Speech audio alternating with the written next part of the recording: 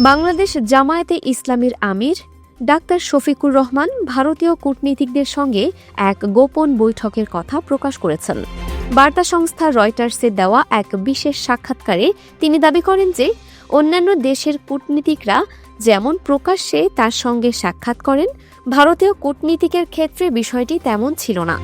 সংশ্লিষ্ট ওই ভারতীয় কর্মকর্তা তাকে বৈঠকটি গোপন রাখার অনুরোধ করেছিলেন বলেই এতদিন এটি আড়ালে রাখা হয়েছিল। বুধবার নিজের বাসভবনে রয়টার্সকে এই সাক্ষাৎকার প্রদানকালে তিনি ভারত ও পাকিস্তানের সঙ্গে জামায়াতের সম্পর্কের বর্তমান ও ভবিষ্যতের অবস্থান পরিষ্কার করেন।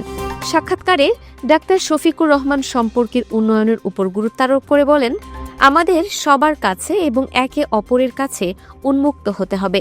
সম্পর্কের উন্নয়ন ছাড়া অন্য কোনো বিকল্প নেই। শেখ হাসিনার পতনের পর ভারতের সঙ্গে বাংলাদেশের সম্পর্কের যে টানাপোড়েন তৈরি হয়েছে তা নিয়ে তিনি গভীর উদ্বেগ প্রকাশ করেন। তিনি স্পষ্টভাবে উল্লেখ করেন যে সাবেক প্রধানমন্ত্রী শেখ হাসিনার ভারতে অবস্থান করাটা দুই দেশের স্বাভাবিক সম্পর্কের ক্ষেত্রে একটি বড় বাধা হিসেবে কাজ করছে।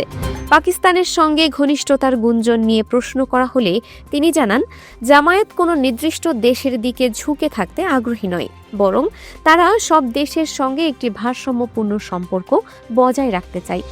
আগামী নির্বাচন নিয়েও জামায়াতে ইসলামীর নতুন পরিকল্পনার কথা জানান শফিকুর রহমান। তিনি বলেন, আগামী ফেব্রুয়ারিতে অনুষ্ঠিতব্য নির্বাচনে যদি জামায়াত জয়ী হয় তবে তারা এককভাবে ক্ষমতা দখল করতে চায় না, বরং বিভিন্ন রাজনৈতিক দলের সমন্বয়ে একটি জাতীয় ঐক্যমতের সরকার বা জাতীয় ঐক্যের সরকার গঠন করার ব্যাপারে তারা অত্যন্ত আগ্রহী। জামায়াত আমিরের এই মন্তব্য রাজনৈতিক মহলে নতুন মেরুকরণের ইঙ্গিত দিচ্ছে। বাংলাদেশের মানুষের মুক্তির প্রয়োজনে একটি অংশগ্রহণমূলক এবং সম্মিলিত সরকার গঠনের মাধ্যমেই স্থিতিশীলতা ফিরিয়ে আনা সম্ভব বলে মনে করেন তিনি। জামায়াতের এই গোপন যোগাযোগের বিষয়টি উঠে আসায় নতুন করে আলোচনার জন্ম দিয়েছে। বিশেষ করে ভারতের পক্ষ থেকে এই গোপনীয়তার অনুরোধ এবং পরবর্তীতে জামায়াত আমিরের সেটি প্রকাশ করে দেওয়া দুই দেশের কূটনৈতিক সম্পর্কের ক্ষেত্রে এক নতুন মাত্রা যোগ করল। শেখ হাসিনা পরবর্তী বাংলাদেশে জামায়াতের এই ভারসাম্যপূর্ণ পররাষ্ট্র নীতি এবং জাতীয় ঐক্যের ডাক আগামী নির্বাচনে কতটা প্রভাব ফেলে সেটি এখন দেখার বিষয়।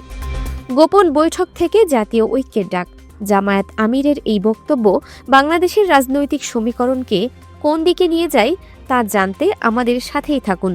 Dinajpur TV multimedia desk.